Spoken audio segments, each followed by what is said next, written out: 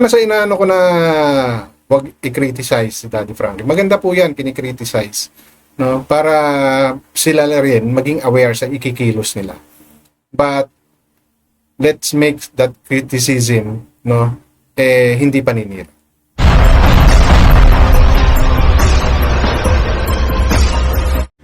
Alright, so nagko-content lang po tayo dito sa nangyaring bali-balita sa pagpanaw ni Joy Joy, no? Nagkaroon ng mga accusation, no? Sabi-sabi tungkol sa pinabayaan or nakalimutan ng araw itong si Joy Joy Wiwit, no? Na isa siyang maraming nakakilala sa kanya, and even me, I watch some of her videos. Pero hindi ko po nakita na naging content din pala siya ni Daddy Frankie. No? Kasi recently lang naman akong talagang sumabaybay kay Daddy Frankie, no? Because of the help na mga ginagawa niya, because of Kuya Oliver actually. Kaya ako napasubaybay kay Daddy Frankie. And sa pagsubaybay ko, talagang I can say, no, isa si Daddy Frankie sa talagang ang pagtulong, no, ay nasa puso niya kasama yung kanyang mga team. And nung nakita ko yung kwento about dito kay Joy Joy and the help daw na hindi na naibigay kay Joy Joy, medyo Daddy Frankie yun eh. Isip-sip ko, imposible na pabayaan yan. Okay? And there are some posts na questioning, no, yung intentions ng all the vloggers. Kasi hindi lang naman si Daddy Frankie ang nag-content kay Joy Joy. Marami. No, maraming kaya nga sumikat si Joy Joy dahil maraming nag-feature sa kanyang mga vloggers, no. So, ngayon nako-question yung hindi na pagtulong sa kay Joy Joy. Parang napabayaan after the hype ng issue ng kay Joy Joy, nawala bigla yung mga vloggers daw. And among those sa talagang nami-mention, medyo mainit talaga si Daddy Frankie ngayon from DSWD, ngayon itong kay Joy Joy, kung ano-ano yung nasasabi sa kanya. No? I'm doing this content kasi I don't think na may ganun. No? Kung mayroon mang, tsaka bakit, no? Ano yung magiging intensyon ng ibang tao, no? Nasiraan pa si Daddy Frankie despite of all the help, no, na ginagawa niya, pag-unawa, bakit may mga ganun pa rin? So, I'm not sure if these are really persons or mga gusto lang makilala, magpakilala, kumuha ng atensyon, no, dito sa social media para magsalita ng ganun. I know Daddy Frankie is not perfect. No, may mga pagkakamali rin yung nagagawa. But, kumbaga, in terms of helping, in terms of being transparent, no, I don't think na hindi ganun si Daddy Frankie na masasabing hindi siya transparent. Among those vloggers na sinusundan ko, isa po si Daddy Frankie, no? Sa mga charity vlogger na sinusundan ko na talagang if you talk transparency, no, I'll assure you, no, especially pag galing sa mga beneficiary, sa mga sponsor, 100%, no, binibigay ni Daddy Frankie yan. And kung magbigay man siya, because he knows, no, na that person deserve the help, no, na binibigay niya. Di ba? So, nagtataka lang ako dun sa gumagawa ng issue. Or, gustong siraan si Daddy Frankie. Okay, so yan po yung magiging laman ng content ko na to. At bago po ako magpatuloy, welcome sa akin channel. Kung bago pa lang po kayo sa akin channel, please don't forget to like, share, and subscribe na rin po and pakihit ng notification bell para maging aware kayo sa aking mga upcoming content. Any comment, suggestion, recommendation, leave it on our comment section. Issue lang po tayo, walang personalan. And lagi po, no, mag-fact check para hindi po kayo mapagsabihang fake news. Okay? So, nakakall ng attention ko nga itong naging upload ni Boss Tax, no? Yung isa sa mga team member ni Daddy Frankie na meron siyang na-call out na certain initials, and yun nga, no, I'm not sure kung yung nakita kong initial is that person na binabanggit ni Boss Tax. So allow me to play that part of the video ni Boss Tax. Tapos, ayan, shoutout ko ulit, no, si NC. Yan, MC. Ano bang masasabi mo? Reaction ka ulit. Napunta na namin si Joy Joy. Diba? Kasi sabi mo kasi, pinagkakitaan lang, binlag lang. Maraming nag-vlog doon kay Joy Joy. Vlogger ka din, dapat alam mo yun. Tayo masyadong magpadali tapos huwag tayo mag-create ng mga maling kwento. Okay? So, yan nga po yung naging statement, no, ni Boss Tax regarding dyan sa issue na yan, no, nung mga comments na yan. Okay? And na-curious ako kung sino yung NC. And nagtingin-tingin ako sa Facebook and other sources. So, but I'm still not sure kung yung NC na sinasabi niya is itong post na ipapakita ko, no. Inuulit ko po, hindi po ako sigurado. Pero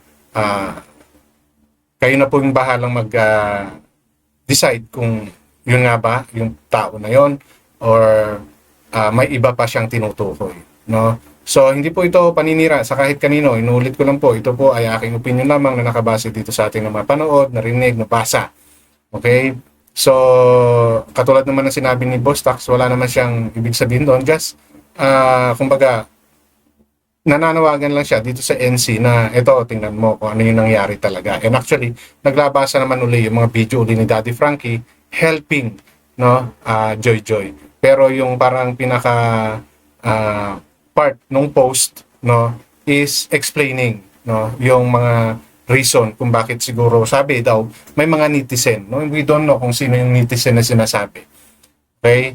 That's why siguro na nabanggit ni Boss Tax na post iyon nung NC. Okay? But inulit ko po, hindi po ito paninira sa kahit sino, and I'm not sure if this is the NC na mini-mention, no, ni Boss Tax. Okay, allow me to show you that post. So ito po yung post, no, na matapos i-content at pagkakitaan ni Daddy Frankie si Joy Joy noon, wala man lang pakialam at tulong si Joy Joy na natanggap. So we don't know whose post is this. Okay? Pero hindi po ito kapanipaniwala. Okay? Hindi po ito kapanipaniwala para sa akin. Coming from them na maybe these are not really viewers ni Daddy Frankie, no? Hindi po talaga yan viewers ni Daddy Frankie para sabihin niya ng ganyan. So, I'm not saying if this is NC na sinasabi ni Boss Tax, no? I'm not sure if this is the one. But may mga post pa kasi, bukod dyan, meron pang post. And this is the other post. No? Palalakihin ko lang po, ha? Para po mabasa natin. So, ayan, no? Kasi NC, no? Nico Cares or Cares, no? So, kayo po ang humusga, ha? Ako po ay nakita ko lang to, and meron kasing post. Ito yung post na sinasabi, no? Netizen call on Daddy Frankie following Joy Joy's death. Okay? So, we don't know if this is his opinion, no? Or coming from what he said from the netizen. Okay? So, ito. Several netizens express sadness and disappointment following the reported death of Joy Joy. Many also called on Daddy Frankie to extend help and support to Joy Joy families. According to online user, Joy Joy had once been part of Daddy Frankie's content and videos, which gained attentions and engagement from viewers on social media platform. So lahat naman po yan nakita natin. Nakita po natin naglabasan lahat ng video, mga previous video ni Daddy Frankie together with Joy Joy, na interview pa nga ni Pandam, di ba? So from that video nakita naman po natin, di ba, kung ano-anong mga tulong ang naibigay ni Daddy Frankie. May groceries, TV na nire-request. Di ba? Ilang content din yung nagawa doon ni Daddy Frankie. But through that content, nakita naman natin kung ano yung ibinalik.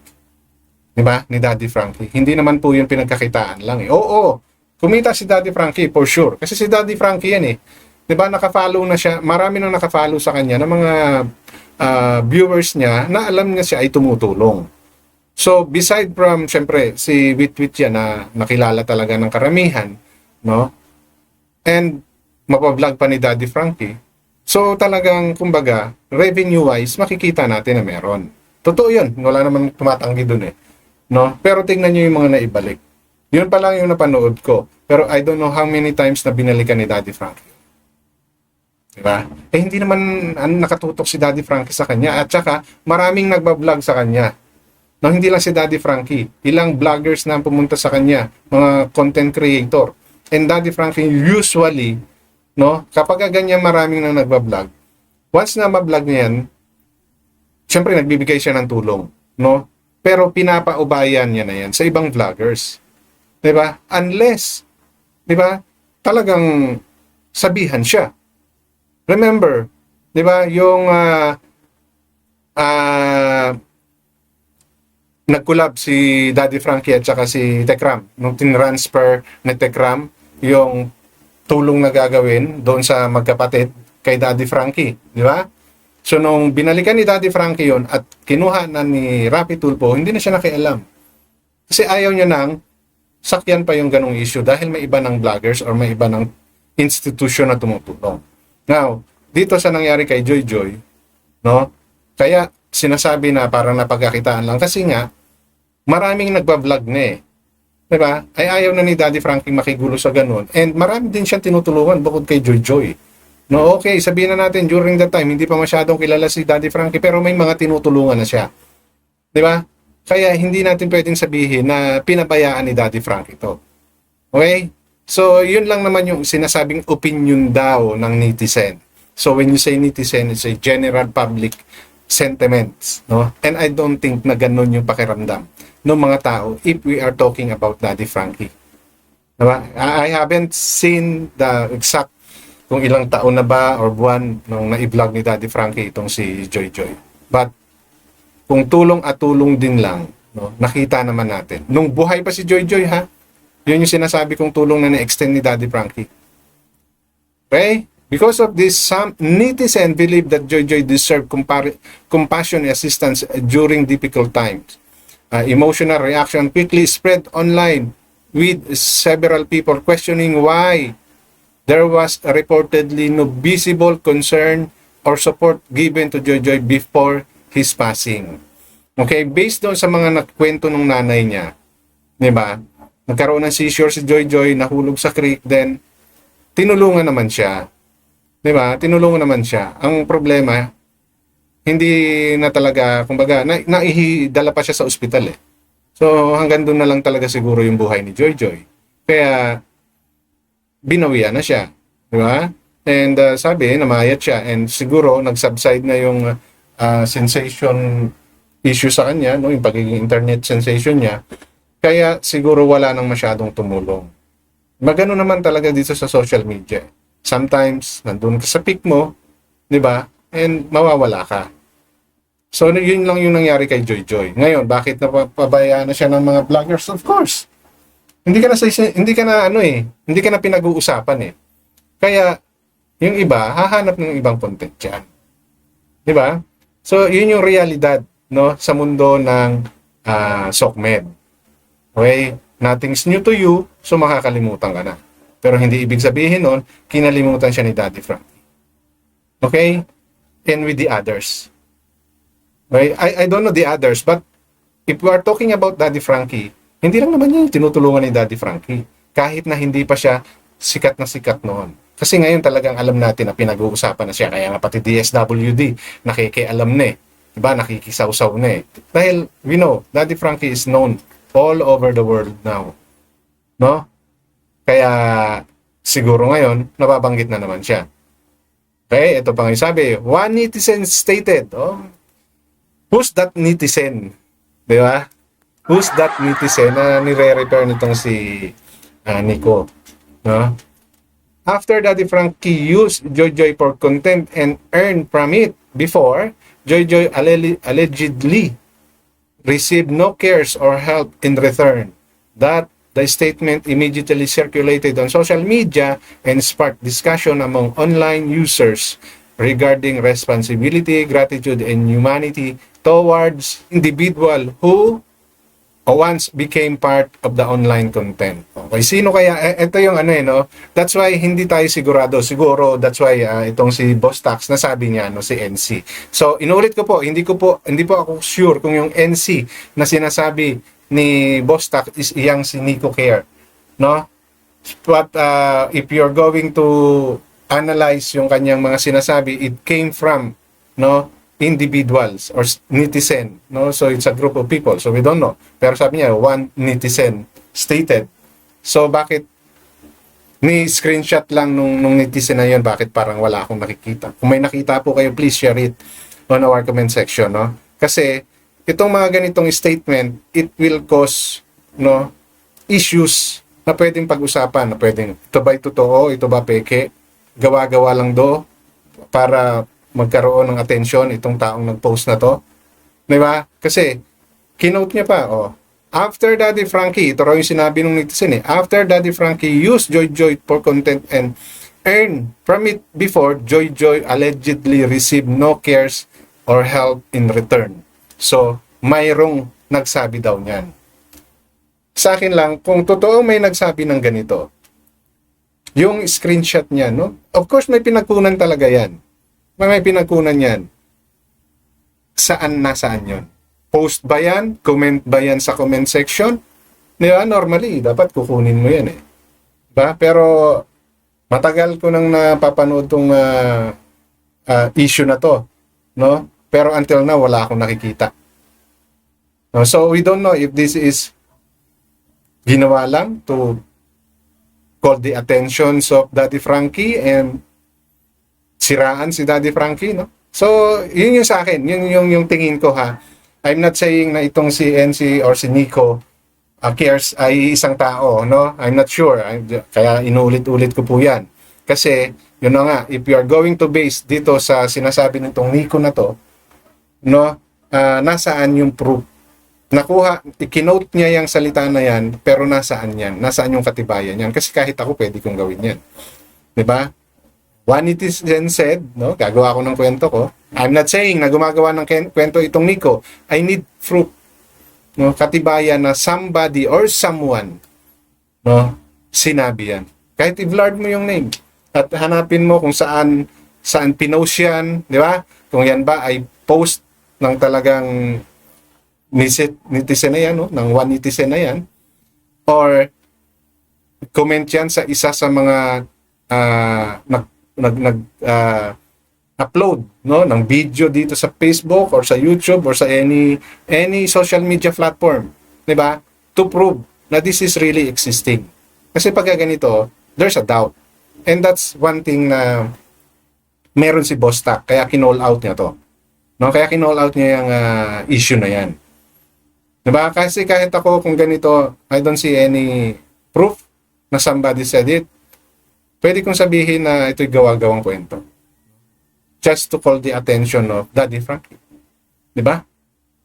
Okay. Meanwhile, other netizen reminded the public to avoid spreading hatred and instead offer prayers, respects, and sympathy for Joy and his grieving family during this painful time. So, eto. Hindi naman to hatred, di ba? Kumbaga, ano lang to?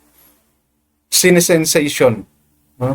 Sinesensationalize yung issue para makagain ng attention, no? Hindi para kay Joy, no? Hindi para kay Joy, no? Para doon sa mga taong gustong mapansin sila. Yun yung tingin ko, no? Kasi kung sasabihin na si Daddy Frankie hindi tumulong, kalokohan yun. No, kalokohan yun. And actually, nung nabalitaan nga nila Daddy Frankie, pumunta si Daddy Frankie, nagpaabot ng tulong doon sa nanay. Di ba? So, hindi po natin ma-expect na pumokus si Daddy Frankie sa mga ganun. Kasi kahit yung mga beneficiary niya, hindi niya naman siya nakapokus eh. Di ba? Ilan yung tinutulungan niya? Umiikot siya. Di ba? So, doon sa nagsasabi na kinuwartahan lang, pinirahan, kalokohan yan, no? Yung nag-earn lang si Daddy Frankie, tapos kinalim ng kalokohan po yan.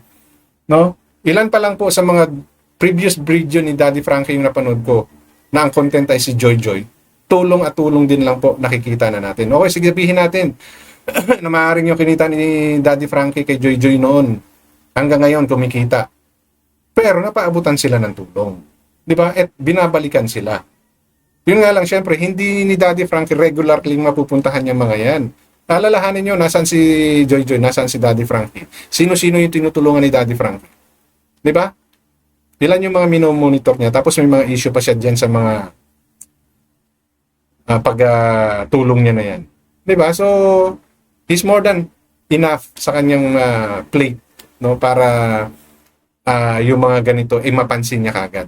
Okay, in a way, nakatulong din siguro tong post ni Nico Cares, kasi, di ba, na-call yung attention. But, medyo hindi nga lang maganda. No, yung sinasabi daw ng netizen na after kumita, after content, iniwan na lang sa ere. No? The reality of SOCMED is hanggat may issue na pinag-uusapan yan, hanggat sensationalize yung buhay mo, no, pinag-uusapan po yan. Ganun lang yon, no? So, during that time na mainit yung pangalan ni Joy Joy, marami ang talagang nag-vlog sa kanya. Hindi lang si Daddy Frankie. Kaya, huwag nyo naman masyadong i-call out si Daddy Frankie. No? Dahil ba sa sikat yung tao, siya kagad yung pupinteryahin natin? No, huwag naman, no? Pwede naman kayong mag-comment. Pwede kayong mag-post calling the attention of Team Daddy Frankie or si Daddy Frankie. But not to make a story. No? I'm not saying na si Nico ang gumawa ng istorya. Okay? Ang sinasabi ko lang, meron siyang sinasabing netizen na nagsabi, pero nasaan si netizen? Nasaan kinuha yung post na yan, yung may quote na yan, no? Para po maniwala. So ngayon kasi medyo doubtful yung mga tao sa sinasabi niya. No? And ako po ay isa sa hindi naniniwala. Oo, kinontent at kumita si Daddy Frankie. Given po yan. Wala po tayong magagawa dyan kasi monetize ang channel ng Daddy Frankie. Pero ano bang ginagawa niya? Di ba binabalik niya rin? Kasi alam niya yung revenue na yan. No? Alam niya. Alam ni Daddy Frankie na alam ng taong bayan na siya ay kumikita. Di ba? Aminado naman siya eh. Kaya nga, sinishare niya pabalik. Di ba? So, yun yung ginawa niya. Now, after niya ma-vlog si Joy Joy, nabigyan niya. Di ba? So, may iba pa siyang kailangang puntahan na tinutulungan. Dahil nakita niya na okay naman si Joy Joy. Maraming nagbablog din. So, hinayaan niya na. Para i-monitor siya linggo-linggo, balikan, di ba? Hindi na nagagawin ni Daddy Frankie yun kasi nga, mayroong mga nagbablog na siya. No? Yun yung pagkakaintindi ko po. So, hindi po siya pinabayaan. Pinaubaya po siya sa mga vloggers na tumutulong na rin sa kanya. Na may mention si Daddy Frankie kasi nga, kilala na siya. Kilala si Daddy Frankie because of those issues na binato sa kanya. No?